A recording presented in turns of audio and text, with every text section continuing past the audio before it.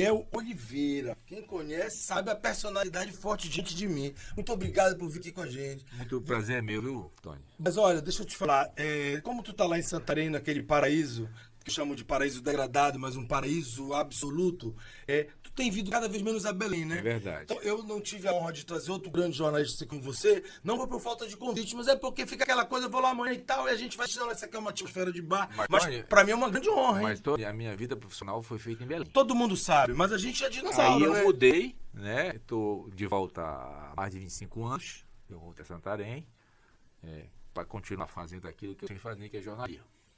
E nesse período todo também eu comecei a ter algumas outras atividades no campo editorial. Então, passei a editar livros, né? Alguns do Flávio, que é o assunto que a gente vai tratar aqui. E eu fiquei para lá. Mas eu tenho não só a família, minhas irmãs, meus irmãos, todos moram aqui em Belém.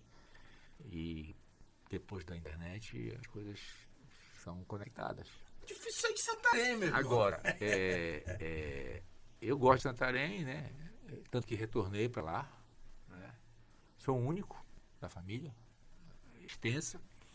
Mas, Tony, Santarém tem as suas belezas naturais. Ela é um lugar aconchegante, atrativo, mas ela é uma cidade problemática. Então a gente também tem que considerar que nós estamos na beira do rio e falta água. Que nós temos problemas de saneamento que não se resolveram. A cidade tem mais de 300 anos como núcleo urbano. Já teve muito pior.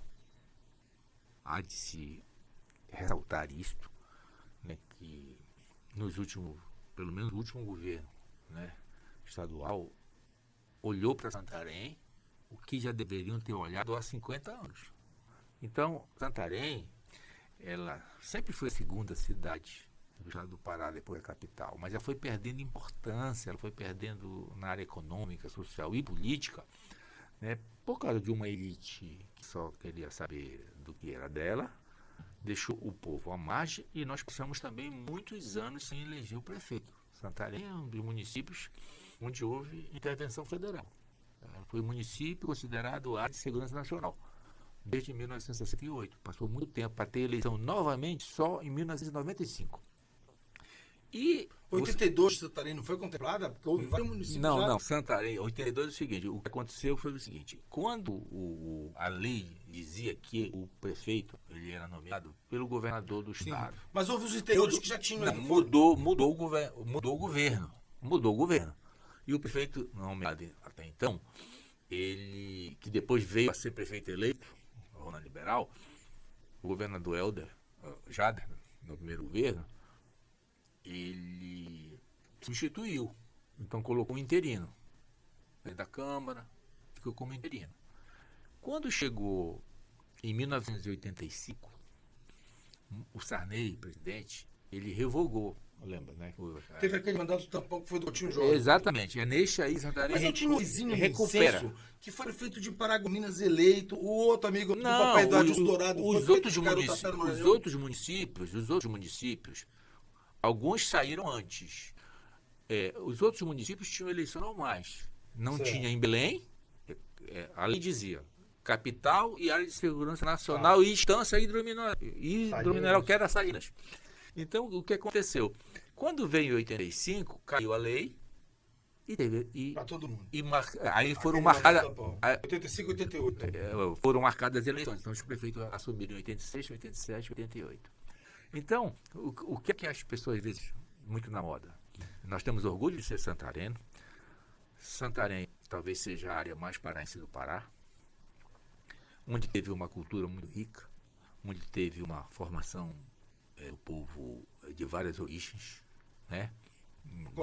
Ótimo, educação boa, de qualidade, né? Europeus, entendeu? Judeus marroquinos, né? Henry Ford. Os federados americanos, uma parte, porque a outra parte era escravocrata.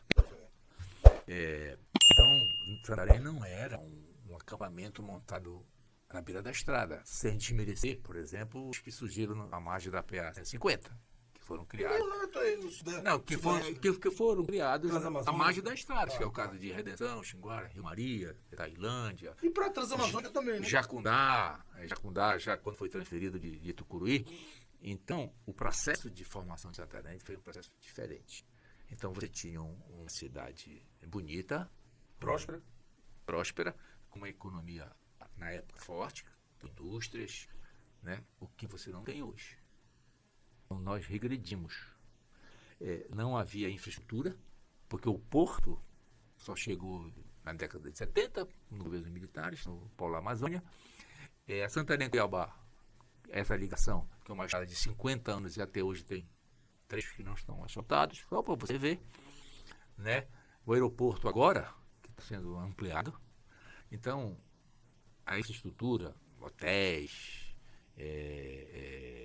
universidades.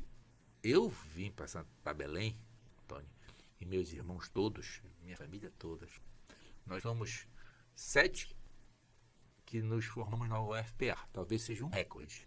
De uma única família, 7 irmãos formados pela UFPA e mais um se você considerar a FICAP como uma universidade federal.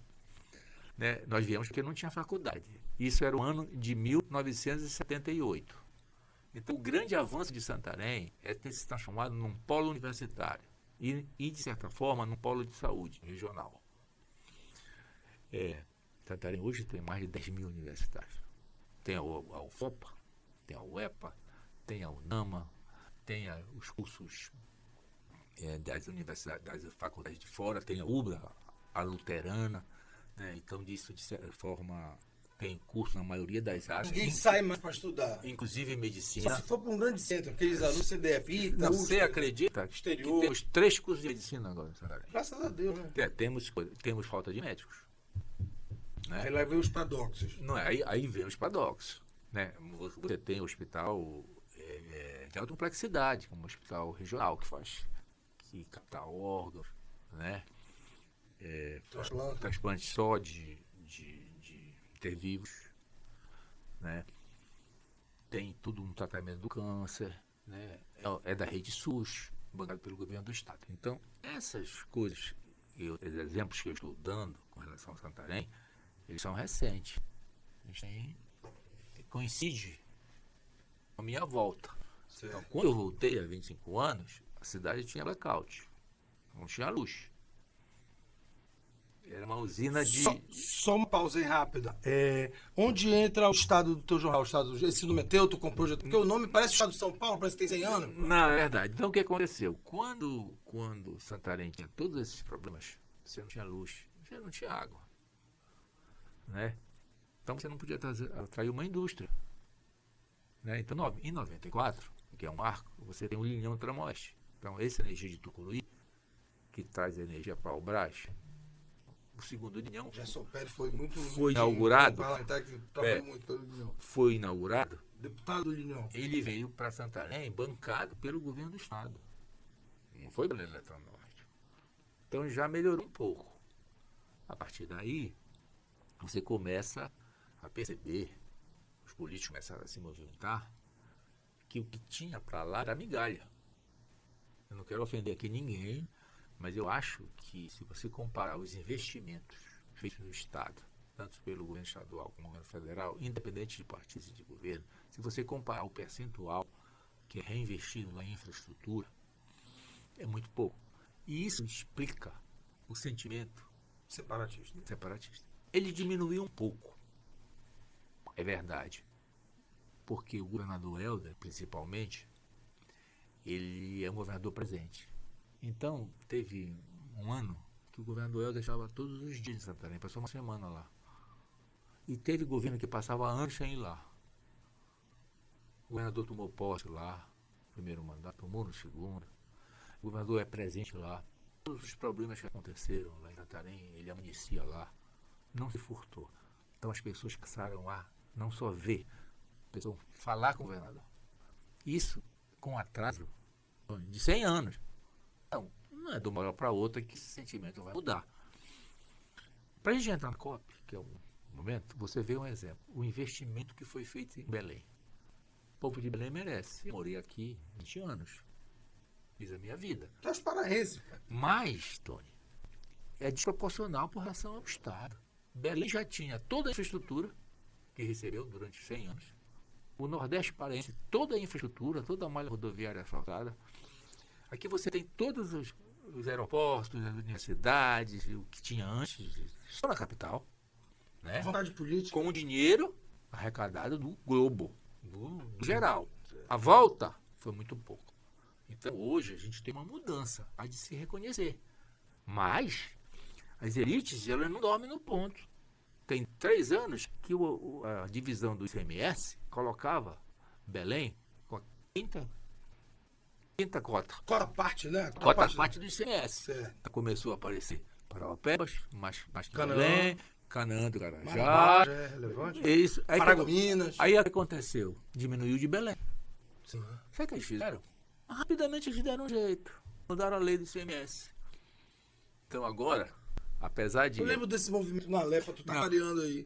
Parauapebas e Canaã continuam liderando, mas já a diferença para Belém, que é a capital, que tem mais população, já não é o que era. Porque as elites eles rapidamente resolveram. O status quo estabelecido. No nosso caso, o que explica a questão do Estado Tapajós, quando eu voltei para lá, o pessoal, vamos fazer um movimento. Nós precisamos ter um jornal. Mas eu fiz um jornal não da causa, não do movimento. Eu fiz um jornal. Da tua escola, jornalismo raiz. Fizemos jornalista. Eu estava saindo da província, né? A província tinha fechado e tal, e nós montamos o Estado Tapajós, que durou 13 anos, um jornal que só não saía aos domingos, né? Impresso lá, com todo o nosso trabalho. E aí a gente começou a resgatar algumas coisas que vão desaguar neste livro aqui. A gente percebeu de que muita coisa da memória da cidade ou estava esquecida ou tinha sido empurrada para debaixo do tapete. Por quê?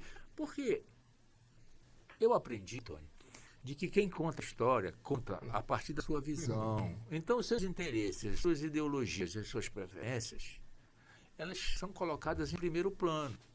Então, você tem publicações que omitem certos fatos. Você tem outros que turpam certos fatos. Por quê? Porque a pessoa que teve à frente, e eram as elites, e era uma elite inteligente, competente, de grandes músicos, grandes compositores, grandes escritores, mas eram da elite, eles não eram do povo. Então, quando eu voltei... Chamada famosa classe dirigente. Quando eu voltei, ao contrário de eu me sentir um peixe fora d'água, né, eu resolvi enfrentar e disse, não, mas tem algumas coisas nessa cidade que a gente precisa restaurar. O conceito de reabilitação. Então, não é bem assim como contam. Por que certas coisas não são contadas com as letras que elas merecem? E aí nós começamos a publicar através do Lúcio Flávio, que é Santarém, filho do ex-prefeito Elias Pinto, que era um dos injustiçados.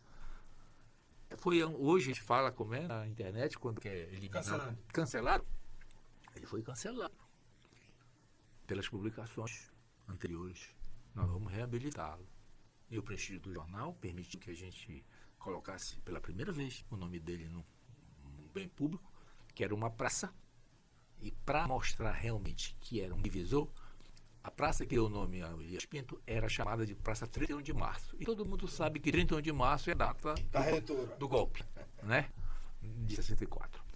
E aí, isso foi um choque. Mas o jornal tinha prestígio. Foi um choque.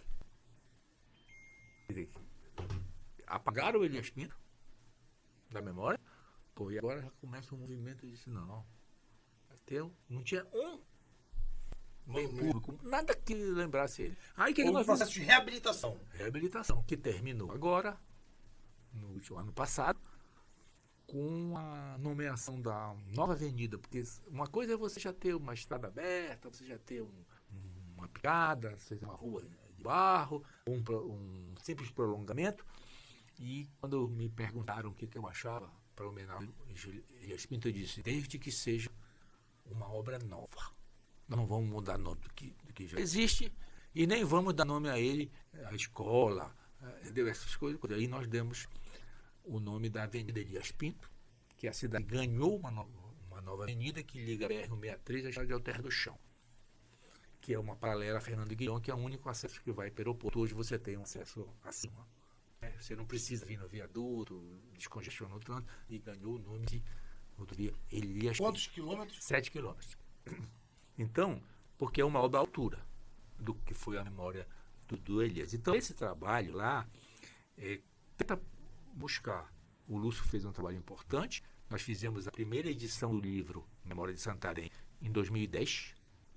Estamos reeditando, ampliado, agora em 2025, 15 anos depois.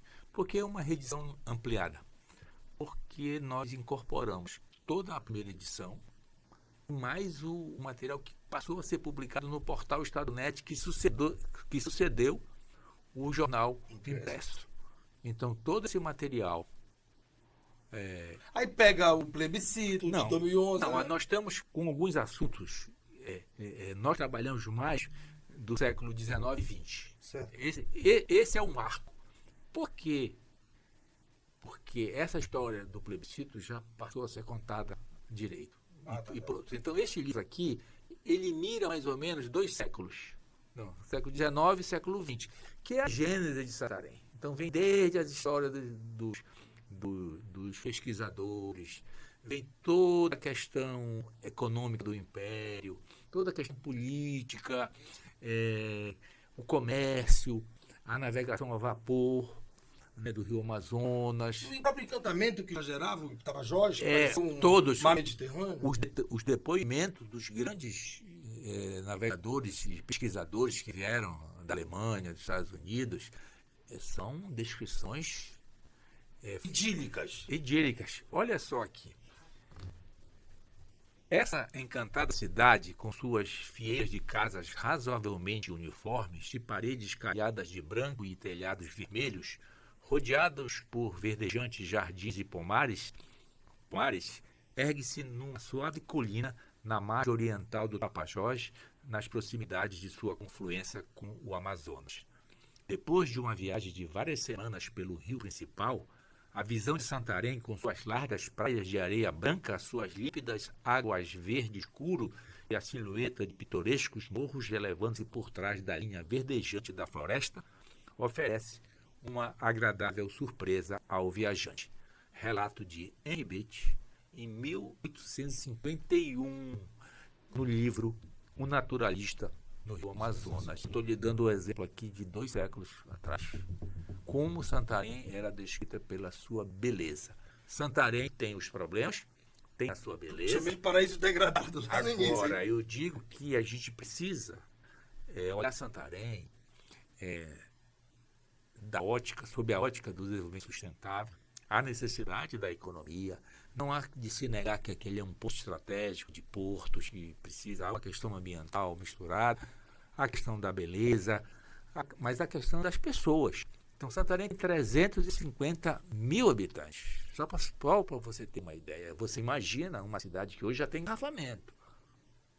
Uma cidade que tem índices de segurança baixíssimos, exceto homicídios. Tá? Então, de certa forma, ainda é uma cidade tranquila. Mas é uma cidade que ficou mais quente. É uma cidade que perdeu a arborização. É uma cidade que não trata o esgoto ainda. 95%, só 5% é tratado. O esgoto ainda é jogado no rio. Você tem a questão da pressão humana, a quantidade de pessoas que vão, a quantidade que vai ao pé do chão. Você tem uma vila que tem 28 mil, vira um formigueiro com problemas urbanos, lixo, segurança, descarte, essas coisas, né? Que é difícil, exatamente isso. Então você tem problema. E você tem problemas da exploração mineral ao longo do rio, porque Santarém é foz, você que está assistindo, né? O rio nasce lá no Mato Grosso, ele corre para o Amazonas, né? Então Santarém fica na confluência. E você tem a área de Santarém razoavelmente preservada do rio, mas você já tem problemas no médio Tapajós, a partir de Itaituba, por causa da garimpagem. Parece que é crônico, né, Miguel? Não muda nunca.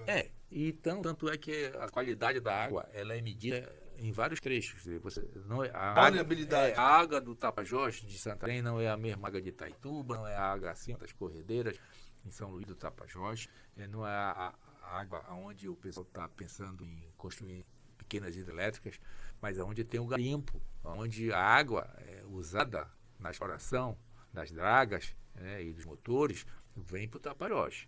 O mercúrio é um problema, mas essa garimpagem do mercúrio ela ficou obsoleta e mais cara diante da nova maneira que eles estão usando para explorar o ouro, entendeu? Então hoje já não tem assim essa queima, mas muitas pessoas não sabem que existe mercúrio natural. Ele já existe no fundo do rio, né? Mas como revolve o fundo do rio, né? E tem esse outro que é jogado ainda, você tem o peixe vem, consome o mercúrio, o humano come o peixe e fica doente. Então, não é o que aconteceu em Minamata, no Japão, né? As pessoas às vezes tentam comparar. Miguel, mas tá tudo bem? Não tá bem não. Eu acho que a gente tem que ter controle, a gente tem que ter fiscalização, a gente tem que ter trabalho junto à garimpagem, né? Porque existem técnicas de exploração de ouro, mesmo esse que chamam de aluvião, que é o que está próximo do barranco, né? Porque não está tão profundo, que não polui. Mas olha só, Miguel, depois dessa tua aula preliminar aí, bora voltar um pouco para essa homenagem que tu faz aqui, desse trabalho de fôlego, desse grande vulto da nossa Amazônia, do nosso jornalismo, que é o Lúcio. Isso. Como começou a tua amizade com o Lúcio? Olha, o Lúcio, como eu já falei, ele é de Santarém, ele é de uma geração acima da minha, não é verdade? Então eu só conheci o Lúcio quando cheguei em Belém. Tu fizeste jornalismo na Federal? Eu fiz jornalismo na Federal e conheci o Lúcio como correspondente do Jornal de São Paulo. Eu estava começando a profissão, né? E pelo fato de ser Santarém, né, e as famílias serem próximas, né, a minha e a dele, né? Foi mais fácil o contato. Mas eu não sou o único de Santarém que veio para cá. E eu recebi do Lúcio, no início da minha carreira, todo o apoio, toda a orientação, as dicas, né? Às vezes eu ia lá para o escritório do Estado de São Paulo, via ele mandando material de Telex, eu lia o material, ele dizia, olha, dá uma lida nisso aqui. E aí eu fui aprendendo. Depois eu fui seguir a minha vida profissional, o Lúcio seguiu a dele, mas nós sempre estivemos juntos, né? Por amizade e profissionalmente. E apoiei o Lúcio nos livros que ele lançou em Belém, era uma relação, quando estive na prefeitura, na comunicação, né, o Lúcio atuava ainda no Liberal, né, depois logo disso lançou o Jornal Pessoal, com a morte do Paulo Fonteles, e ele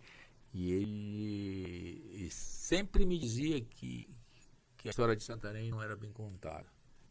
Ele sempre me dizia isso. Bom, quando eu fui para Santarém, e tive o jornal por osmose, praticamente. Eu nem precisei. Tem muita coisa que foi publicada no teu jornal? Tudo que está aqui é uma coletânea, é uma antologia. Agora, não é um pupurri. Nós não saímos emendando. E a ordem é cronológica? Ela não é, você pode ler por assunto, não é importante de data, mas você vai entender, porque o Lúcio, o grande trabalho do Lúcio, ele não só de sistematizar, ele era encadear os assuntos. Então você vai ler um texto, vou dar um exemplo. É o sociólogo jornalista. Sociólogo. Você tem um exemplo aqui de uma publicação, de uma carta mandada para o jornal Gazeta do Pará, que era o jornal oficial do Império, de uma pessoa que descobriu que estava em Santarém, em 1856, escreveu para o jornal dizendo que ouviu falar de que havia uma planta para a picada de cobra. E chamada paricá. E ele faz uma longa carta cobrando do governo, que o redator encaminhasse um governo, tá? Pesquisa para que aquilo ali fosse transformado num remédio. Para você ver. Ciência viva. Olha o que hoje falam em meio ambiente, né, da floresta e tal. Olha a preocupação. Qual é o teu lugar de fala? Falaste de COP aí. Como é que tu te sente diante dessa questão da COP? Eu sempre entendi, Tony, Chegou algum legado lá para Santarém com não, a COP? há uma distorção também no entendimento do que é uma COP. Podia ser em Belém, podia ser em qualquer lugar, como acontece Baku. todos os anos, né? Velho? As pessoas confundiram de que a COP era de Belém. A COP não era de Belém, a COP não era do Brasil, não era do Pará, a COP era em Belém. Feito isso, começou uma campanha, primeiro para tirar daqui, segundo, para exigir que a COP resolvesse os problemas de Belém, que não é da ONU, a ONU não é responsável para isso. O destino dessa COP começaram a ser decidido com a eleição do Trump. Porque a gente já sabia que se desse democrata ia ser prestigiada, Paris ia continuar e tudo. Se fosse ele ia ser disruptivo, né? Como está sendo. Né? Exatamente. Então, o que aconteceu com a COP? Evidentemente que para receber um evento desse, a cidade precisava ter uma estrutura. É evidente que quem veio para a COP, uma parte, não vai ficar em Belém.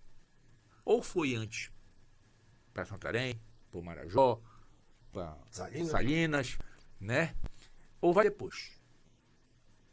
Então, algumas ações foram feitas para atender. Então, cursos para taxista, inglês, pessoal, atendimento, 2 novos hotéis que estão prestes a ser inaugurados, um inclusive da Ibis, né? De um grupo local. Mas, ao contrário de que muitas pessoas passaram a exigir, não foi nada para lá.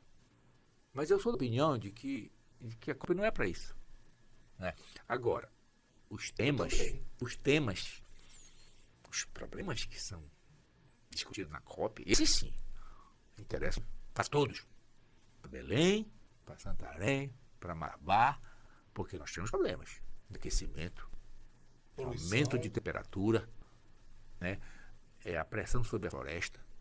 Lá nós temos muitos povos originários e comunidades tradicionais.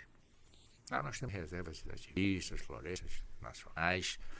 Então, todos esses assuntos de meio ambiente, carbono, crédito, tem a ver com a gente. Tem mais a ver com a gente do que com Belém. Total. E não é a questão da poluição, do mercúrio, de tudo, da garimpa ilegal. Apesar de Belém ter os problemas ambientais conhecidos. Olha a chuva dessa semana. Né? Vendaval de ontem. O efeito que ele causa. Eu trabalhei na prefeitura, o projeto de Baixada é do tempo do Coutinho Jorge. Eu conheço razoavelmente todo esse projeto, como ele foi concebido, Bacia do Tucunduba. Tivemos em Washington, foi financiado pelo BID naquele tempo. E Belém não avançou muito pouco. A passos de cagada. Exatamente. E não só na construção, na resolução, que alguns estão sendo resolvidos agora, por causa da COP, isso é um recado positivo para a cidade, não há como negar. Não. Mas, por exemplo, olha o mercado de São Brás. Todo mundo está festejando, acho que é uma obra bonita e tal. Nós restauramos o mercado de São Brás com o prefeito Coutinho Jorge. Entregamos o mercado totalmente restaurado. E o que aconteceu? Foi abandonado. 40 anos depois, recursos públicos estão sendo investidos em uma obra que poderia ter sido conservada. Não, e poderia estar gerando emprego e renda há 40 anos. Você sabe que aquela feira que fica do outro lado da rua, que passa por baixo, né? Aquilo ali foi um mercado construído para remover os vendedores de vícios de comida de dentro do mercado. Agora tem uma ampliação, onde eu já estive lá, onde estão as joeiras, né? A parte de dentro modificada, a gente tinha a ideia de realmente colocar um terraço, um restaurante no terraço, né, aquele negócio todo. Tudo isso foi concebido, mas foi 40 anos atrás. Sim. Então o que acontece? Muita coisa em Belém não é preservada, não é conservada, não houve continuidade. Porque o prefeito que veio depois, na época, ele virou as costas por uma mesquinharia. Era prefeito de oposição, era no mesmo grupo. Então acabou depois se unindo ao grupo para tentar sobreviver politicamente. Não adianta falar o nome dele aqui. O povo vai saber quem é. Mas, então, COP. Eu estou mais preocupado com as decisões da COP. Eu estou preocupado com o preço da coxinha. Se choveu. Se o vento tirou o... Isso é mesquinharia. Não, se o vento tirou... Não, escuta só. Se o vento tirou o front light, se mexeu com a faixa, raciocina. Querem fazer uma COP sem água? Vai fazer no deserto. Porque lá não chove. né? Reclamar do calor. As pessoas estão descobrindo que chove em Belém, que Belém é 90% quente. está encantado, Miguel. Pois é. Esses 10% Infelizmente, os do Querem contra, causar. os mal intencionados, os vigaristas, porque tem vigaristas, Claro. entendeu? Muitos não sabem o que falam e outros, infelizmente, que deveriam defender, não conhecem tanto e não tem tanto argumento para se contrapor. Felizmente, apareceram vozes que deram a resposta à altura. Mas, Tony, então, COP, para mim, é tema, não é obra, não é show, não é comida. Isso é o dia a dia da cidade. Perfumaria. Isso é perfumaria. Cotidiano. Nós temos que estar de olho agora Nos encaminhamentos. no que vai ser no assinado. que foi decidido, que vai ser assinado, porque isso sim interessa ao Estado do Pará, interessa a Belém, interessa a Santarém E ao mundo. e ao mundo. Então, por exemplo, é um marco ter sido a COP aqui. E aqui a gente tem que realmente reconhecer que essa COP veio para cá por causa de uma decisão política do presidente Lula e do governador Helder. Gosto do governador Helder, não gosto do governador Helder, E o Lula. entendeu? E vice-versa, entendeu? Não é o caso, né? Porque essa COP podia ser no Rio de Janeiro. Eles tentaram até antes do ano, podia ser em São Paulo. Onde for Brasília. E pior, Florianópolis, Porto Alegre. Tony, tudo, Salvador, Recife. o lobby, o que mais me deixou impressionado, e eu não vi uma parte da imprensa crítica investigar, grupos econômicos de hotelaria, redes que têm hotéis em Belém, da sua própria rede, queriam levar para os seus hotéis que estão em São Paulo. Não tem cabimento. Não tem cabimento. Preconceito Não, demais. eu sempre disse, como eu estava em Santarém, Timideza, xenofobia. Como eu só tava- sentimento ruim. como eu estava em Santarém, eu participo muito pouco de grupo de WhatsApp, então eu não tenho tempo. Mas muitas vezes apareciam esses assuntos, né, de COP, né, e eu dizia, mas meu irmão, Belém suporta um sírio. Eu venho sempre ao Sírio. Eu nunca, na minha vida de jornalista, nesses sírios que eu, ou quando morava aqui presenciava, ou depois que voltei a Santarém venho para encontrar a família, né? Porque o Sírio é um Natal de paraenses. Eu nunca vi um desastre em Belém. Congraçamento total. Não, eu nunca vi. Sério. Posso te enganar, pode ter um pontual. Eu nunca vi um crime, eu nunca vi. Depois que inventaram a Romaria Fluvial, tem nenhuma blasfêmia que aqui lá tem um tuque de um barco no outro. Mas eu nunca vi. Não é nem numa beta, nos barcos. Eu nunca vi um caos em Belém para receber milhões de pessoas. Como é que Belém não ia suportar 50 mil?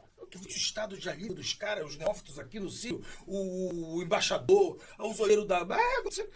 Como é que aguenta tudo isso? Não vai aguentar 50 mil e o pessoal. era. Agora, o pior é que teve que comprou essa história. É. E aí o que acontece? Manada, né? Gado, né? Você tem um exemplo? Eu estou esperando a Efeito mídia. manada. Eu estou esperando a mídia de Belém visitar as pessoas que cobraram aqueles preços absurdos para verificar se alugaram. Porque eu tenho informação que não Tá alugaram. tudo vazio, Não, prejuízo, nego. aquelas prejuízo. pessoas que Sim. pediu 5 mil num quarto, ela não alugou. Sim. Agora usaram aquilo para dizer que custava isso.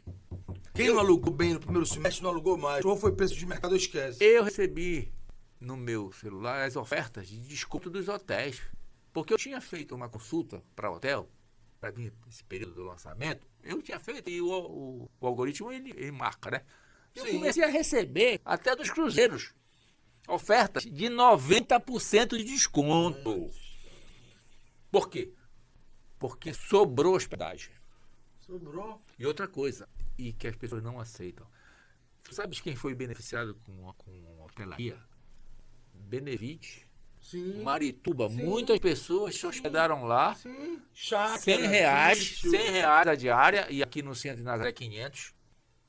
Eu, quando me hospedo aqui, é 300, 350, né, na rede de hotéis que eu vou fazer propaganda, que eu sou associado, né, a Rede Arcor, francesa. E eu sei os preços de hotel. Sei os preços de hotéis no Sírio, que sempre eu vim, E tu tem as ficava. fontes históricas de Ezio, não, como mas é que adorou o Roberto Carlos? pois é. Você, dinossauro, já liga. Mas eu digo assim, eu sei os preços. Então Média. eu não podia imaginar. Hoje fala um ticket médio. Eu não podia imaginar de que para o Sírio uma diária era R$ 800. É no pique. Quinta, sexta. Depois ela vai diminuindo. Quando chega segunda-feira, 500, terça-feira. Não é o mesmo preço da diária. Que um mês depois, seu hotel, uma rede de hotel, que não é daqui. Vamos deixar bem claro. São os paulistas, os sudestinos. Ou bandeiras internacionais. Cobram 500 na média, em outubro do Sírio. Como é que na COP, um mês depois, passa para 5 mil? O mercado, ele Não pode deixar na anarquia. Eu acho que o PROCON foi muito benevolente. Também. Muito também, bem, porque esse pessoal tinha que ser multado. Isso Também. que é economia predatória, não justifica. Também. Bem antes já tinha que começar o sinal de alerta, quando começou esse barulho de querer criar dificuldade para depois oferecer facilidade, que é tirar de Belém. Que o particular, eu não vou entrar no mérito. Se aquela mulher que levou a equipe Maria, da Globo e mostrou um quarto e disse que era 5 mil a diária, essa imagem está rolando aí, né? Ela pode cobrar o que ela quiser. Se pagar, eu Bobo é que se alguém vai pagar. Agora, a desonestidade é usar aquele exemplo para dizer que Belém não tinha condições de hospedar. Foi muita sujeira. Ele está que sendo o até hoje. preço- Agora o cara é o chanceler da Alemanha. E outra Xenófobo. Tu viste ontem? Vi, mas ele fala pelos outros e ele não fala pelos outros, ele fala por ele. Eu não vi nenhum outro chefe de Estado ou de governo Eu vi o William aqui É. sair saracoteando. que tenha dito a mesma coisa. Então ele fala no plural. Nós, né, não vimos a hora Não, de e outra sair. coisa. Mas nós quem para cada paida? Quem? Outra coisa, Miguel, pra te ver a diferença, esse cara aqui pegou um vácuo de uma primeira-ministra, de uma chanceler que fez história, Angela Merkel. Olha a diferença da política de comunicação desse filisteu pra galera da Copa. Os caras botaram camisa do Flamengo, foram lá pra Cabralha, fizeram um show de simpatia, ganharam a Copa, deram 7-1, ficaram com vergonha, saíram daqui querido por todo mundo, até hoje são. Aí esse cara vem com essa agora, essa xenofobia. A Alemanha que tem um trabalho secular pra desfazer o mal feito do nazismo, um cara desse estraga, meu irmão. Eles queimam lá dentro, os bons alemães. Tem bons alemães aqui, tem na universidade. certeza. Eles estão todos constrangidos. Nós temos uma- Ele não representa a Alemanha bacana, esse Nós temos cara. a Casa de Estudos Germânicos da UFPA. Nós temos grandes professores. Parceria professor histórica. Thomas Mitchell, Sim. americano, Poema. e que fundou, né? Legado aqui. Há um legado da Alemanha, há uma cooperação, inclusive na área de comunicação com Deutsche Welle. E a questão da geologia, o professor Cecílio tá aqui, o Wilson Pinto, essa galera. tudo tem uma foi formado na conexão. Alemanha. Rapaz, esse cara criou um problema. Ele é um fraco. eu não entendo, Chanceler Merz, chega você. Eu não entendo. Então, Tony, COP, para mim, eu vou prestar atenção nos resultados. Exatamente. E além do que houve nas últimas 3, onde foi lançada a floresta, o que vai acontecer agora, e daqui a pouco tem 31 já, Miguel. É verdade. Continua. É verdade. Continua pra gente, é o legado e a Não, cobrança. eu a acho que fiscalização. o legado o realmente, alerta, o né? legado é Belém, e aí não tem nenhum tipo de preconceito, né? Mas, se você colocar no contexto, aumenta a insatisfação de quem mora no interior. Não tem como. É ser humano, né? É verdade. Alguém fica vendo pela televisão. Olha, o governo gastou não sei quantos bilhões, não sei o que e tal, em Belém. E aqui? E aqui. Aí vem a pergunta. Porque nós temos problemas em hospitais e tem em todo lugar. Não queira ir para um hospital na Baixada Fluminense. Não queira ir para um hospital na Baixada Fluminense. Que é campo de guerra, é hospital de guerra. Né? E aqui, quando falta um remédio, porque aquela confusão e tudo, saúde é direito, tem que exigir. Não é isso que eu estou falando. Eu estou dizendo que na hora de repartir o bolo, Farinha pouca, meu pirão primeiro. na hora de repartir o bolo, minha opinião, aos 64 anos de vida, é mal Tipo, bate que? É mal de- 44. Não, desde os 18. 46. Então, assim, é mal dividido. Ah, Miguel, mas o Pará ia acabar. Inventaram essa história que o Pará ia acabar. Porque Goiás não acabou com a criação de Tocantins, Mato Grosso não acabou com a criação do Mato Grosso do Sul. O Pará só tem 27 estados, mais o Distrito Federal. Os Estados Unidos tem 51. Né? A França tem os cantões, tem as divisões lá, Não, muito eu maiores. sou suspeito Eu de botar acho, pra frente eu acho assim, que o que se vendeu na época, era uma bandeira achando que era para arrumar a vaga para político. E eu, na época, Antônio, me permite, eu fiz um desafio para o pessoal que tinha esse argumento. Eu disse, topamos. Vamos reduzir o número de deputados na Assembleia. Topamos. Vai criar, a preocupação de vocês aqui, isso vai criar cargo de governador, de vice, de Assembleia. Senador, e não sei o que, lá. Tá bom. Então, vamos pegar na palavra de vocês. Se a preocupação é essa, então vamos diminuir. Vamos diminuir. Por que o cabide que vocês dizem vem pra cá? Só uma vírgula aí. Eu sou suspeito por ter que estar na tua frente e porque não estava no combate, trabalhava quando eu te conheci como assessoria de imprensa, então assessor entra mudo sem calado. Mas eu sempre achei legítimo o postulado do Tapajós. É legítimo. Como casuísta paraense, eu tinha calafrio de pensar em levar o Cajás, porque ia sobrar aqui o Círio, a chuva, o Remo, Paysandu. É verdade. Entendeu? Pouca pobreza. Quer dizer, mas lá não, a questão histórica, a questão geográfica, a questão geopolítica. Se tivesse de admitir, é o Tapajós, é óbvio. Por toda essa síntese que você fez aí, com tanta propriedade no início da nossa conversa. Mas o Carajás não. Mas enfim, essa luta continua. Não, eu acho que não vai acabar nunca. Não vai acabar nunca. Evidentemente que pelo menos para o Tapajós, região Tapajós, área do Tapajós, e a opinião não era unânime. Você tem uma parte do oeste do Pará, Tapajós faz parte do oeste do Pará. Altamira votou contra. Mas o não quis continuar como estava. O Sim perdeu Eu lembro. Então, mas a presença do governo. Talvez ele, Belo Monte, também tenha tido uma influência ali circunstancial. Hoje talvez seja diferente. Não, mas porque é o seguinte, porque não adianta também dizer, porque Belém não ia ficar. Não, Belém ia ficar com muita coisa. O Belém já tinha toda a infraestrutura construída em 100 anos, com o dinheiro de todo mundo. Toda a melhor infraestrutura está aqui. Aeroportos, e as pessoas não contabilizaram isso. Aquela visão que tu falaste de abandono, de politicar, de tudo, era ladeira abaixo. É verdade. Então o que acontece? Belém já é decadente. A COP foi um sopro, o Amigo Gabriel foi um sopro. Pois é, a Belém já é decadente, ela foi perdendo importância.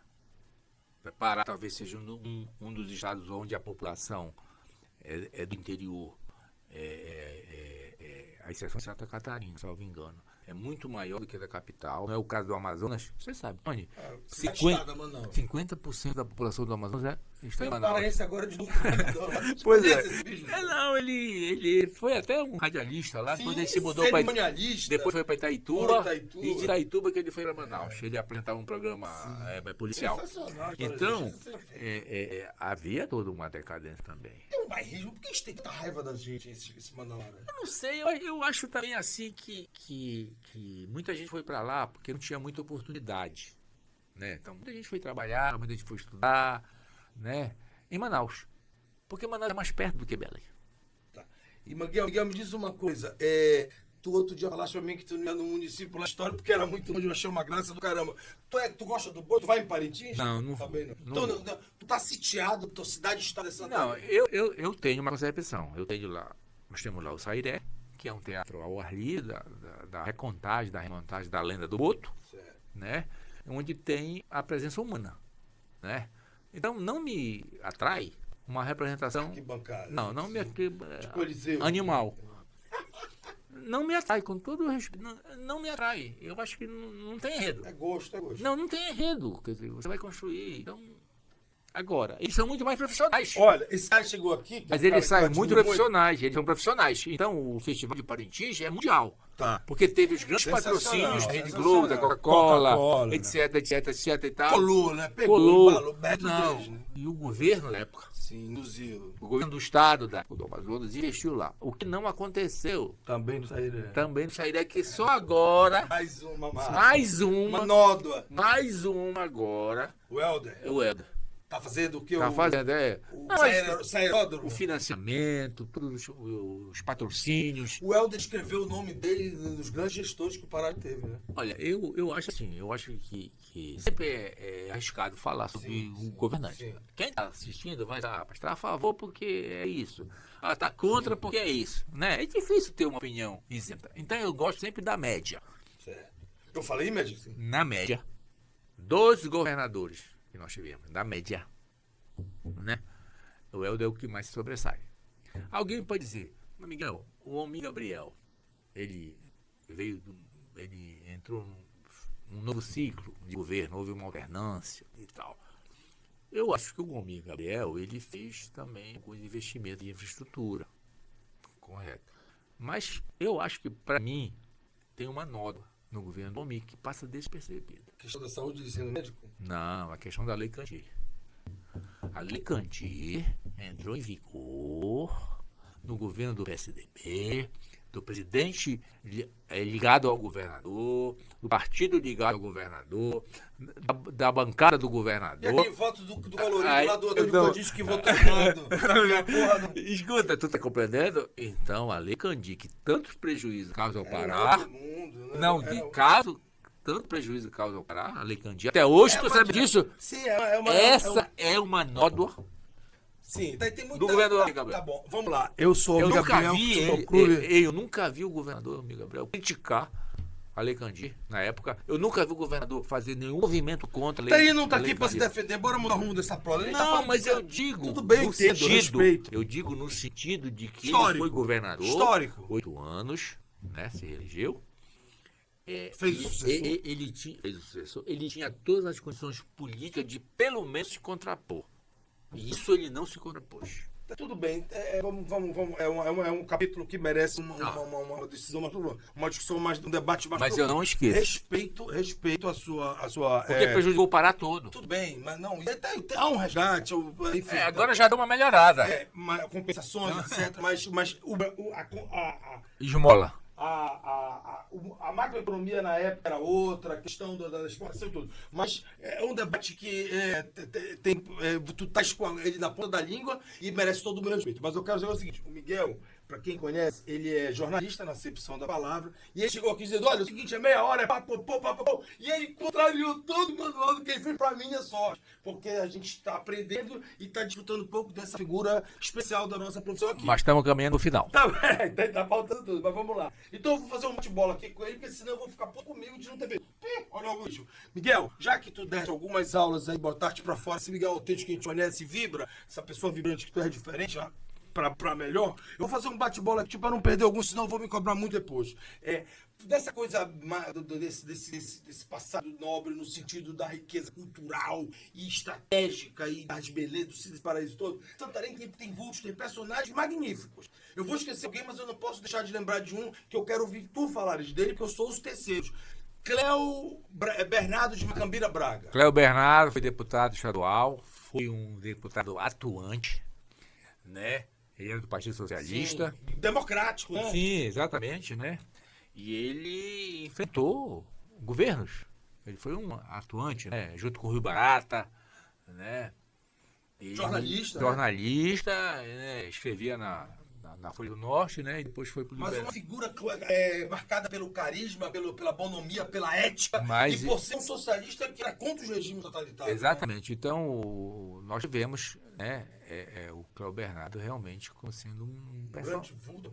Tu sabias que isso representa isso, mas que eu, por ser flamenguista fanático, descobri que o Márcio Braga é primo dele. Sabia disso? Não. Tem um livro dele de memória chamado meu Deus, Pele Rubro-Negro, sei lá. Um livro tem uns 10, 15 anos. Coração Rubro-Negro. E ele conta, e ele é um cara que ganhou de presente, até hoje ele está vivo, amigo do Zé Veloso e do Jacinto, por cartorais ter estudado lá em Petrópolis, do Afonso Chermon.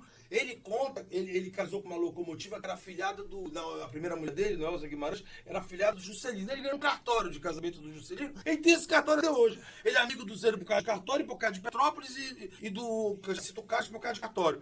E ele conta, um cara que, viajou o mundo, playboy e tal, e ele escolheu passar os 70, coração rubro, os 70 anos dele em Santarém, por essas memórias da família afetiva, pelo avô dele, Braga. Eu soube que ele esteve lá. Que era como esses regatões, que ganhou dinheiro com isso da família, e que era parente. Ele faz uma homenagem, ele fala no Cláudio Braga, um político aqui, o Cláudio de Macambira Braga e tal. Então essa raiz. Eu já era flamenguista, já me arrebentou de saber que tem essa ligação tapajônica lá. Manda a próxima. Sebastião Tapajós. Sebastião Tapajós, realmente ele é internacional. Fora da curva. Ele fora da curva. Olha, o Sebastião é tão bom que ele, além de produzir os melhores acordes ter se apresentado nos maiores teatros da Europa, ter a agenda cheia. Tem uma ligação com a Alemanha também, né? Falando com a Alemanha, ele rivalizava, os concertos de Sebastião Tapajós rivalizava com os intérpretes das obras dos clássicos, para você ver. E o Sebastião Tapajós era aquele cara tão simples, que como eu, voltou para Santarém. E lá terminou seus dias. Mas o Sebastião Tapajós, ele começa polemizando, porque ele nasceu a bordo de um barco, vindo de Alenquer, na divisa com Santarém. Esse Tapajós, ele adotou, é de família? Não, ele adotou. Tá. É Macião. Tá vendo? Só é Macião, tá vendo? Como é bom saber com quem conhece. Então, Aprende quem conhece. ele quando perguntam para ele assim, mas o pessoal, é de Santarém, e aí é de Santarém? Ele diz, olha, aí ele contava essa história. A minha mãe me deu a luz, dentro do barco, quando a gente vinha de Alenquer para Santarém, e foi bem na divisa. Então, eu nasci tanto em Alenquer quanto em Santarém. E o Sebastião realmente é a nossa grande marca musical, junto com o Maestro Isoca, né, que compôs clássicos, né, MPB, toda uma geração. Mas o Tião, né, o Sebastião Tapajós, né, ele foi aquele que ultrapassou as fronteiras. E Santarém retorna esse carinho, essa admiração, esse amor incondicional? Sebastião está em tudo. Tem o Instituto Sebastião Tapajós, Sebastião está nas composições de outros autores, de outros compositores. Sebastião é inspiração, autodidata, aprendeu a tocar violão de ouvido, né? E depois sim, veio, estudou em Belém, né? Conservatório, e aí foi para o Rio de Janeiro, e fez toda a carreira e fez... Encantou o mundo. Cantou o mundo. Virtuose na acepção da palavra. E com várias parcerias, inclusive na Argentina, enfim. Falar de Sebastião Tapajós, você que está nos assistindo, você pode entrar no Google, que você vai ter... É o Pelé, é o Pelé. Você vai ter que ter muito tempo para clicar em todos os links que aparecerem o nome Sebastião Tapajós. Ele é o Pelé do Tapajós? Não. Me diz uma coisa, tu comeu pescoço e tomou uma cervejinha? Não, eu comi uma vez no mercado. Me encontrei já na volta, né? Porque a minha imagem do Sebastião Tapajós, ela é muito assim, muito saudosa para mim. Porque eu conheci o Sebastião Tapajós quando ele estava no auge, e só havia rádio na época, né? Então, tudo era pelo rádio, não havia jornal e tal. E o Sebastião Tapajós, quando ele fazia essas temporadas na Alemanha, na Europa e tal, ele voltava a Santarém. Aí sabe o que ele fazia? Ele se apresentava nos colégios. O show que ele dava lá, ele dava cá. Ele ia pro colégio. Devia ser até melhor, né? Não, o pessoal dizia, olha, hoje o Sebastião Tapajós, todo mundo para a coberta. E suspendia a aula.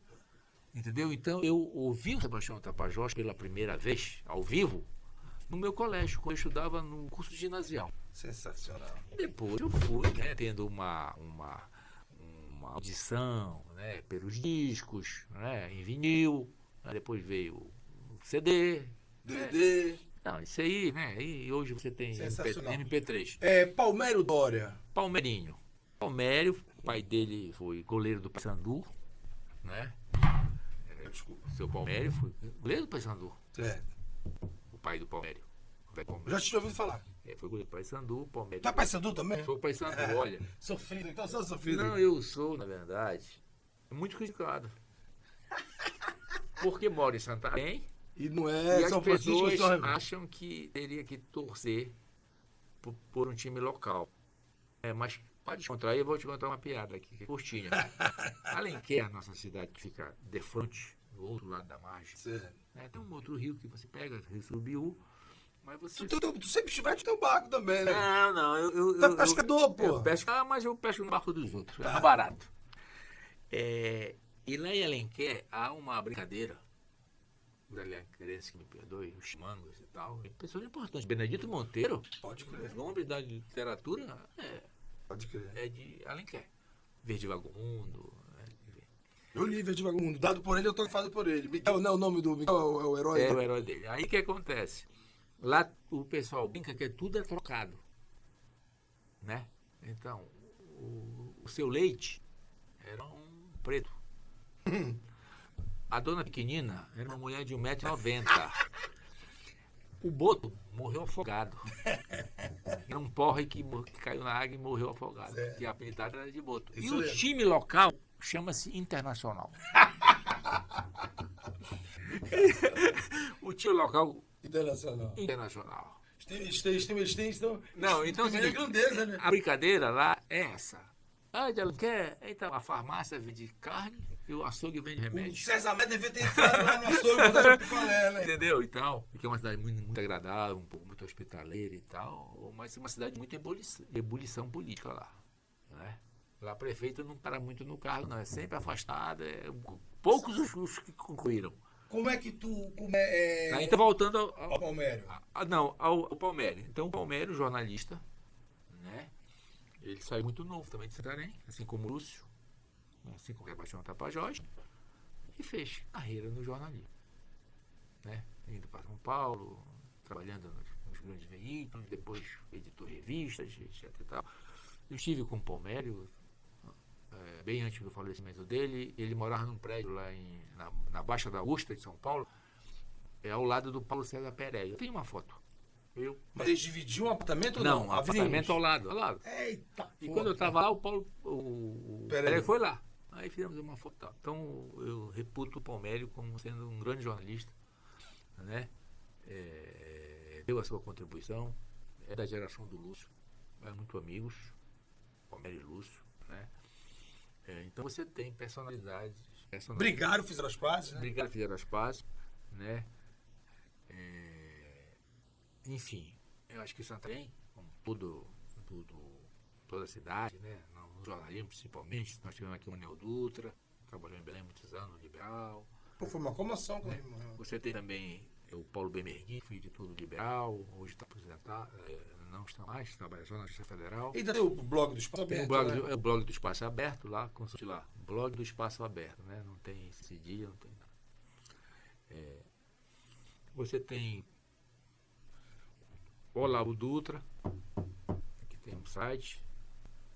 Você tem pessoas que se dedicaram ao jornalismo, né? Que nasceram lá, o Abinão Gondim, que foi da Veja, né? Aí você tem na região toda, o Ronaldo Brasiliense, que é de Óbidos, o Océlio. Voltou pra casa também, né?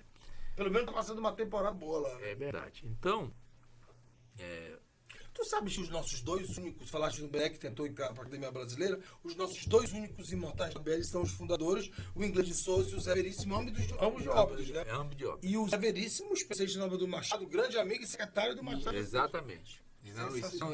Lá tenho muita vontade de conhecer Óbidos. Esse livro aqui... Óbidos e o Acará aqui perto. Pra gente estar encerrando. Esse livro aqui, apesar de ter... Apesar não. Por ter o nome Sem Memória de Santarém, ele não é exatamente... Ele é regional, ele é regional. Ele tem muito, porque a relação, né? Santarém é o polo, né? É o polo econômico, é o polo político, né? É a capital. Se bem que essa história de capital também provoca divisão. Uma rejeição, porque também outros reivindicam. Vamos fazer no centro geográfico. Não é Santarém, o centro geográfico. Certo. Então, Miguel, como é que tu vê o estado do Tapajós no futuro? Teu jornal. Olha, o nosso portal, né, o Estado Net, substitui o Estado Tapajós, ele vai durar enquanto durar. Tu tens filhos? Eu tenho, mas... Nenhum jornalista? Não, tenho minha filha jornalista que mora no Rio Grande do Sul, né? Tem a vida pessoal, trabalho, carreira profissional já. Porra, mas tu contaminou a menina. Não, pelo contrário, foi uma decisão. Ninguém acredita, né? Acha que o filho de jornalista... meu irmão. Não, filho de jornalista, meu pai e tal. Ela é filha também de uma jornalista. Mas nós não interferimos, ela escolheu. Escolheu. Médico casa com médico, jornalista, advogado com advogado, não, com juiz, promotor. Escolheu, que era o meu primeiro casamento, né? São meus filhos, né? Que também era jornalista. Nós não interferimos, né? Então, ela fica à vontade, se quiser continuar, mas eu não coloco como uma condição, nem vou dar a ela essa tarefa, porque manter um site. Tu publica uma média de quantas notícias por dia, Miguel? Olha, a gente tenta publicar uma média de 4 ou 5 matérias apuradas, né? Essas são as notícias que o site, né, o estadonet.com.br, tem um ozinho na frente, é o estadonet, temudo.com.br. Ele é um site que não briga por audiência. Olha aí, Peixoto, a gente estava conversando sobre isso hoje. Qualitativo. Nós temos... O nosso foco é credibilidade. Porque o maior elogio que eu posso receber, e a minha pequena equipe, né, é quando alguém pergunta, eu só acredito se vocês publicarem. Eu já li. Mas eu não estou Quer tirar a notícia do Estado Net, vai à justiça, né, Miguel? Também. Mas assim, eu não acredito. Se vocês não publicarem, é como se nós chancelássemos. Miguel, diz uma coisa. Tu faz uma provocação assim, não sei se tu vais conseguir, essa tua memória religiosa. 2 ou 3 matérias das quais tu te orgulha muito de ter feito. Bem, eu posso te dizer que a gente ajudou a desbaratar uma quadrilha que saqueava o Ministério Público Federal para legalização de lotes de terra, né, que envolvia um português, envolvia um funcionário do Ministério Público Federal, que nós divulgamos todos os passos, e inclusive o próprio, na época, o procurador Potiguar, que era o chefe do Ministério Público, para fundamentar a sua decisão de exoneração do servidor no processo. Além das investigações, evidentemente, tal, havia todos os as matérias do teu jornal. De outros, mas sim. mas tinha assim, como nós que demos o furo. E uma mais recente, já na internet, essa eu estou falando do Jornal Impresso. Ele acabou em 2013. Tem mais ou menos uns 4 anos. A pandemia, foi antes da pandemia. Eu recebo um telefonema de um número do Rio de Janeiro, desconhecido, óbvio, não estava nos meus contatos, e eu não atendi. Pô, não sabe quem era. E a pessoa continuou ligando. Pô, essa operadora hoje está enchendo essa oferta da Claro hoje está fora. Mas era um domingo, noite. Aí eu resolvi, né, colocar no Viva Voz e gravar. Passa do que era? Podia ser uma ameaça, podia ser alguma coisa, né? Era um oficial da Marinha dizendo que tinha lido uma notícia de uma mulher, sua sogra, que a família estava desaparecida há 10 anos, tinha sumido do Rio de Janeiro, Dona Gentileza, e que nós tínhamos feito com essa pessoa, com essa personagem que morava ao pé do chão na rua. Mas era uma pessoa tão diferente que não era uma pessoa de rua. A forma de falar, de trajar, 4 idiomas. Talvez uma questão de saúde mental. Ela né? falava inglês, francês. Eram 4 idiomas. É diferente. Não é verdade? Você encontra uma pessoa no chão que estava nas praças, muito bem vestida, educadíssima. O seu vocabulário era correto. Não é. Tem alguma coisa errada. E nós fizemos uma matéria. Quem sobre é? a personagem, Dona Gentileza. A pessoa viu na internet. Era a que estava desaparecida. E ela voltou para o Rio de Janeiro. Os filhos vieram buscar. Meu Deus.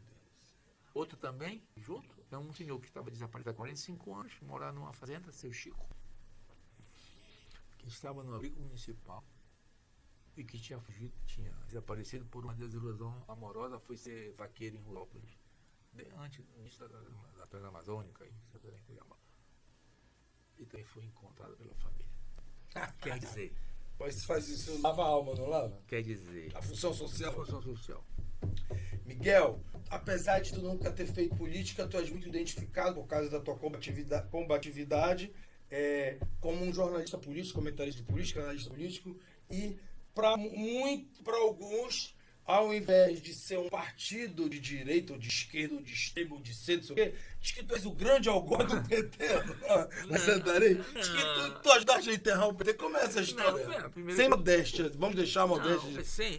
Tu que é um cara de esquerda e tal. Não, assim, eu não me identifico muito com esse aspecto Ideológico. assim, da esquerda, da direita. Até o Paulo Chaves tinha uma brincadeira que dizia assim, você está sentado numa mesa e tal, às vezes você pode estar sentado à esquerda, você pode estar à direita, é uma questão geográfica. Dizia isso.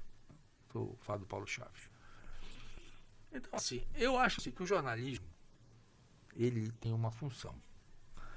Você não pode fazer jornalismo para se vingar, para perseguir, para se aproveitar, para dar carteirada, para ter acesso. Eu, quando morava em Belém, o Alexandrino Moreira era dono do cinema. Foi chefe do Henrique Meirelles aqui pois é, no Banco Mercantil de São Paulo. Era gente, e ele tinha uma coluna na província do Pará. O filho o Marco Antônio, né? Ficou e está em outro lugar, acho que está no Liberal, né? Se eu não me engano. Aí, ele dava cortesia pelo sindicato. Então, bastava você apresentar a sua carteira do sindicato do jornalista e você não pagava o cinema. Lá no cinema. 1, 2, 3. Primeiro foi 1, 2, depois 1, 2, 3. Não, e teve o 4 era locadora. Locadora. Pois é, então entrei. E o pessoal ia. Que bom que fosse de filme. Importante você ter essa visão. Passaram grandes filmes ali. Inclusive filme de arte, né? Cyrano de Bergerac lá. François Truffaut. Não, passou lá também Jefferson Salimari, passou lá alguns filmes que eram proibidos. Eu acho a Última Tentação de Cristo lá, muita coisa. É verdade, Então, ele dava. De vez por outra eu ia. Então eu me lembro bem que quando você tinha carteira, você não passava na borboleta, passava na correntinha. O funcionário baixava a correntinha e você passava. Mostrava a carteira e passava. A bilheteira, óbvio que antes, eu chegava lá e comprava o ingresso. Tá, não sou melhor que ninguém. Comprava o ingresso.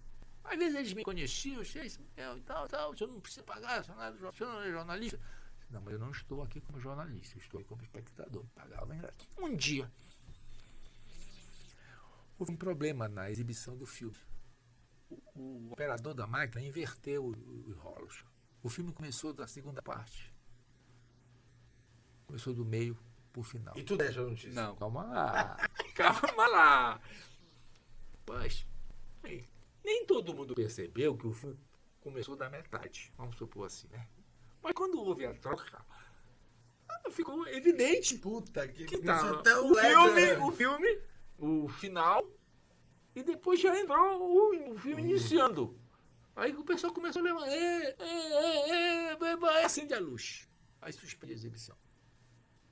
Não dava para voltar, começar o filme de novo e tal, e aí... Até a próxima sessão, né? Disseram que quem quisesse permanecer, entrar, podia pegar na bilheteria, perfeitamente. Nesse tempo, eu escrevia, eu era redator da primeira coluna da província, que era do Roberto Jales, que era o saudoso Roberto Jales, com quem eu aprendi muita coisa, grande amigo do Lúcio. Eu era designado para fazer mais notas. Não era o titular da coluna, como fui depois, mas... né? Eu peguei e fiz essa nota. Dizendo que tinha acontecido uma coisa inusitada, que o filme lá no cinema e tal, esse negócio todo. Tal. Passou. Quando foi de manhã, umas 11 horas, o Alexandre foi lá na satisfação. Ele pegou o jornal, né? Ele viu que estava, né? E o Jair me chamou. Disse: eu quero saber se é exatamente isso que aconteceu. Eu disse: o que está escrito é exatamente isso que aconteceu. Por quê? Ele disse: porque o Alexandre veio aqui dizer que isso não é verdade, que é uma invenção e que os jornalistas entram de graça. Eu disse: então, doutor Carlos, ele pode dizer isso para os outros, porque eu pago o meu ingresso. Ele disse: tu paga o teu ingresso? Eu disse: eu pago justamente para ninguém vir dizer na minha cara que eu entrei de graça, comi de graça e saí falando mal. Ele disse: tu tá certo, pode deixar. Porra, e ele fala assim, é mais fácil pegar um mentiroso do que o coxo. Tanta gente tava Não, na mas ele não sessão. diz. Porque sabe como é coluna? Mas tu sabe como é coluna. Ele queria um desmentido no outro dia, né? Não, tipo assim, tu sabe como é coluna, né? Sim, teve a pimenta. Tem o molho. Claro. Ele tava reclamando do molho. Claro. E Sarcasmo, sátira, claro. sátira, né? A gozação. Claro. Ele tava reclamando disso e ele não disse para o Jales, e o Jales me disse isso, que Não também, foi lá de cabeça, foi lá compartilhar a marca. ele não estava reclamando de ter deixado o pessoal entrar. Que era ingrato. Não, ele não chegou a dizer que era uma ingratidão, porque ele permitia. Faltou apuração, se era verdade ou não, que ele permitia que Sim, entrasse de graça e tal, e aí saiu uma nota daquela, e aquele negócio todo. O Jales, saudosa memória, era eu e o Chico. Cavalcante? Não. O Chico Alencar. Feitosa de Alencar. Francisco Feitosa de Alencar. Chico Alencar. Eram dois. Eu fazia a parte de cima e o Chico fazia as coisas. E o Jales, ele viajava muito, já pro final da vida, né? Quando foi diagnosticado com a doença, né? Esclerose, ele viajava. Ele ia e tal, aquele negócio. Então ele nos chamava quinta-feira. Sempre viajava. Quinta-noite, sexta-feira, pro Maranhão, Fortaleza e tal. E botava a gente na frente dele e diz assim: mostra o que vocês têm aí escondido antes de eu viajar. Eu quero da porra do Não, a primeira pergunta era a resposta: não tem nada. Aí ele dizia: mas olha, conhecendo vocês, entendeu? Aí começa, não, nós temos essa aqui. Aí dava pra ele. Ele dizia: tá ok. Aí, não sei o que e tal. E aí, Chico? Tem aí? Não, tem essa aqui. Vai aparecer. Aí, rapaz, os armamentos, o contrabando todinho. Não, aí ele dizia: não, agora tá ok, essas aqui estamos aqui, tá tudo bem, agora eu posso viajar e tal, porque não tem problema. Então eu sempre convivi com os patrões de uma forma muito honesta. A província foi uma escola. Mas dá pra terminar assim. E me diz uma coisa, houve um momento que a província tinha uma tiragem muito grande, Miguel? Grande mesmo? No tempo do Milton Trindade, no tempo que a província tinha a TV Marajoara, a Rádio Marajoara, Tudo as áreas associadas, né? ela era líder. Ela foi perdendo cancha quando perdeu a mídia. Certo, e fechou a TV, tu né? pegaste esse final, Não, eu já peguei já na fase já que as vacas já eram magras. Tá. Ela foi fundada pelo Antônio Lemos, né? Sim. Depois foi vendido pro Diário, né? É. Miguel, não posso encerrar sem perguntar, eu deixei de perguntar muita coisa por inabilidade minha, mas Lúcio Flávio Pinto, essa lenda, esse grande brasileiro, esse grande santareno, esse grande jornalista, sociólogo, pensador, intelectual, me fala um pouco dessa tua admiração, meus parabéns por fazeres esse resgate em vida, essa nova homenagem.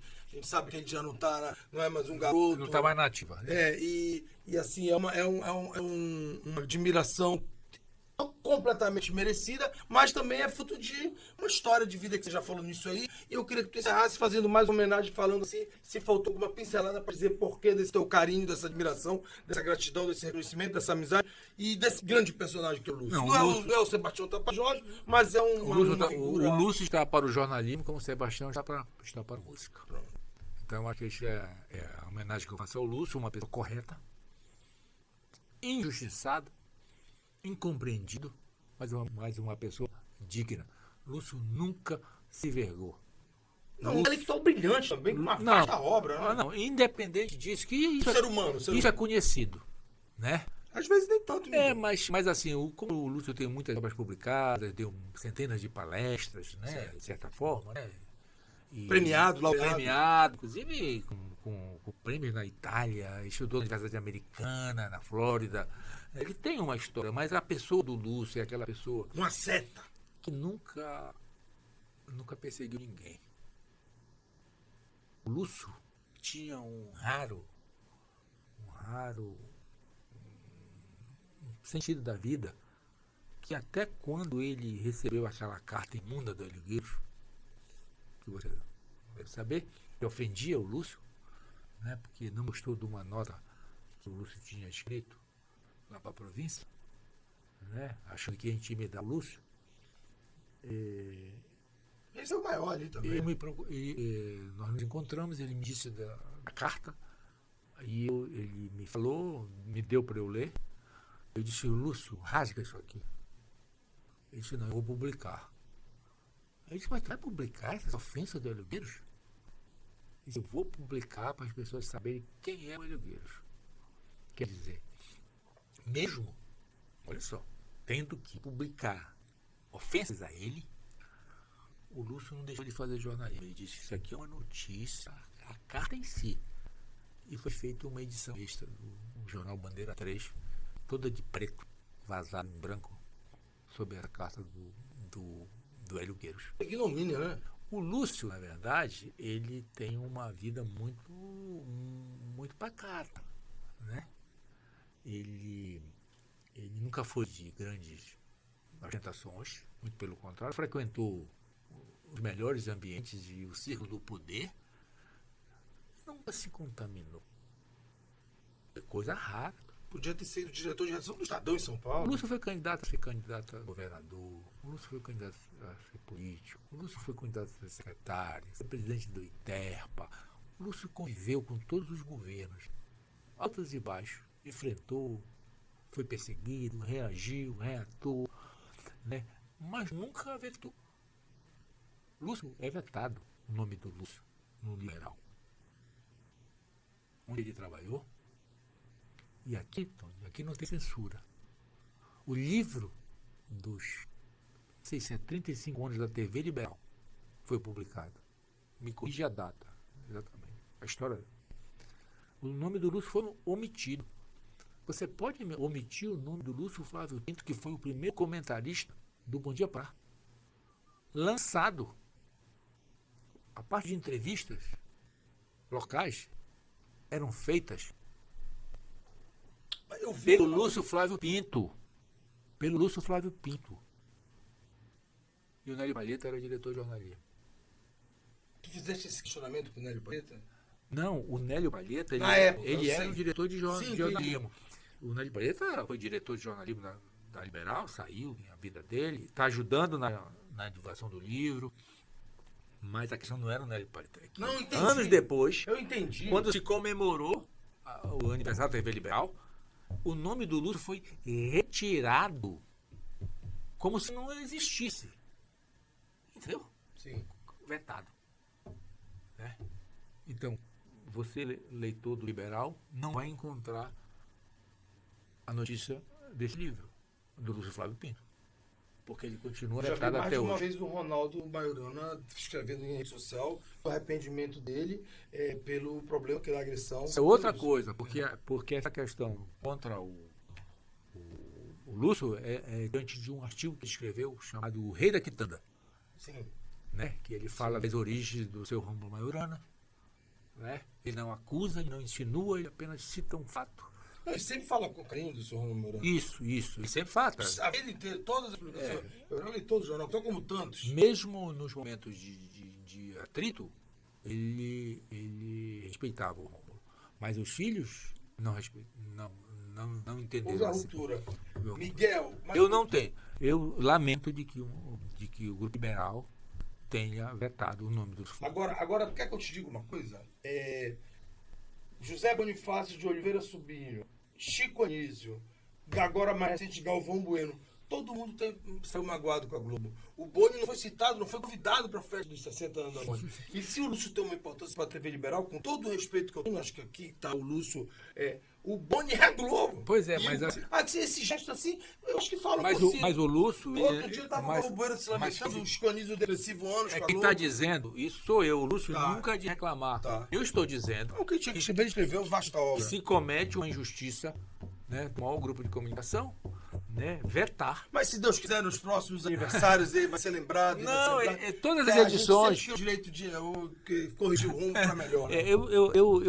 Eu não tenho esse otimismo. Eu tenho porque nós somos paraenses, talvez porque você seja um pouco mais novo. Não, é verdade. Miguel, muito obrigado, meu irmão. Estamos aqui. gosto de você, lhe admiro, nos conhecemos, eu trabalhando, você também, e você lá ficou combativo, e eu sempre dizia, eu sou assessor de imprensa, mas eu quero me tornar um Miguel, eu quero ser jornalista, essa profissão é apaixonante. Eu quero agradecer aqui, né, quero pedir desculpa se eu esqueci de citar alguém. Eu quero pedir desculpa se eu deixei de contar alguma coisa. Não, nessa boa conversa, acho que encerro também uma atividade de edição de livros, esse aqui, junto com o Lúcio. Esse é o último livro, né, do Lúcio. Né? É um livro de 904 páginas. Né? Ele faz um prefácio, ele faz uma Tem. Não, o nota livro, do autor. Tudo feito, editado por uma editora de São Paulo, de um santareno chamado Letra Selvagem. Letra Selvagem, parabéns. É o Nicodemos? É o Nicodemos Sena, ele é o diretor dessa editora, que tomou conta dessa edição. A outra foi a editora Estado Tapajós, que se dedicou a isso. Quero agradecer também para o lançamento desse livro, o apoio que a gente recebeu do Paulo Roberto Ferreira, jornalista também, contemporâneo do Lúcio Liberal, do Nélio Palheta, e todas as pessoas que apoiaram, divulgaram você no Amazônico. Onde encontra? Esses livros estão à venda pela internet. Tá. Amazon. Na Amazon. Perfeito. Eu vou fazer uma pergunta para ele. Saulo Gênesis, Casa de Saulo. É a nova geração. Eu acho que o Saulo mas ele tem essa tonda de... É o nosso Benjamin, quer dizer. Olha aí. Ele está vindo agora para fazer a história para os próximos 50 anos, 100 anos. E tu era de lá na casa de Saulo já, né? Não, mas... Nos anos 2000, 2010... Não, a casa do Saulo, né? Ele começou, né? O Saulo começou modesto, né? Mas ele apostou assim como o Paulo Martins, que aqui em Belém apostou no filhote, né? Que não era valorizado, né? E transformou num prato gourmetizado, com todos seus predicados. Ele foi o pirarucu. Ele fez com o pirarucu. E fez com o tambaqui. E o teu peixe favorito qual é? Oi? O teu peixe favorito qual é? Eu gosto de todos. Não, a tua dieta é peixe quase todo dia? É quase todo dia. Eu como muito pouco carne hoje em dia. Entendeu? Eu prefiro peixe. Eu gosto dos peixes miúdos, né? Eu gosto do jaqui, eu gosto do pacu, entendeu? Do acu, cabeça gorda, entendeu? Esses é o... E o glorioso Rayana? Tu é colocado... Rayana é interessante. Pega o PF de pirarucu na manteiga, pra mim é uma... o surubim na manteiga também, é muito famoso lá. E também tem pacu assado. Lá tinha Brahma Chopp, quando é difícil encontrar uma Brahma Chopp aqui em Belém. Entendeu? Que vinha de Manaus. Então, Santarém tem isso, entendeu? É quente. Não. Caldeirão. Não enganar ninguém, não. É o caldeirão. Quente, mas você vai pra Porta do Chão. É mais quente do que Belém. Temperatura. Chove mais. Não tem época de seca, de estiagem, fumaça, tem mais coisa. Enfim, agradecer o apoio. Né, esse bate-papo aqui é do coração. Da mesma forma. É aquilo que eu penso. Sempre. Não quero que ninguém concorde comigo. Entendeu? Tu dá aula, já foi professor, Miguel? Já, mas eu não tenho mais paciência. Tu tá afim de pendurar não. Pendurar o computador, a máquina de escrever? Eu tô, é verdade. E esse DF o quê? Pescando? Todo ano. Tu diz que é o último? Eu digo que é o último. Aí... Não é só isso não. Sabe o que acontece? É que começa as pessoas. E aí, quem é que vai ficar no meu lugar? E ano de eleição. Não só. E aí? Mas e aí? Não sei o quê, não formou ninguém, não sei o quê. Aí eu digo pro pessoal, e se eu morrer? Como é que vai ficar? Que tem as senhas. Não. Então, vocês não podem me prender. Vocês estão me prendendo. Eu já adiei a parada tal 2 vezes. Tu vai fazer o quê? Oi? De brisa? Eu vou viver com a minha mulher, passear, fazer algumas coisas que a saúde e a idade ainda permite, escrever um livro de minha autobiografia, né? Contar em detalhes algumas das histórias que eu pincelei aqui. Tenho neta, entendeu? Tá muito novo para isso. 64, Miguel. E falando em família, quer dizer, você que está vendo aqui, você está vendo que aqui são imagens. Aqui é o Catalina, que é avião, anfíbio. Você tem a área de Santarém dos antigos casaril lá. Os casarios com lajotas portuguesa, né? Colonial. Você tem as igrejas, né? Que é muito marcante, né? Lá em Santarém. E aqui você tem o catavento e o primeiro navio a vapor feito no Brasil, foi produzido pelos americanos, barco a vapor da Amazônia. A história está contando. Eu acho que tu tem muito mais história para contar do que só, com todo respeito à tua biografia, mas tem muita coisa ainda para sair dessa cabecinha aí. Não, verdade. Então, ficção ou... Pois é, e agora Verdade. eu não podia deixar de encerrar essa conversa para dizer que essas pinturas foram feitas pela minha sobrinha neta, Letícia Silva Monte Alegre. Radicais de Santarém, não? Não, ela fez as pinturas a partir das fotografias em preto e branco e trabalhamos Esse aqui é o meu. Não é o meu. trabalhamos É?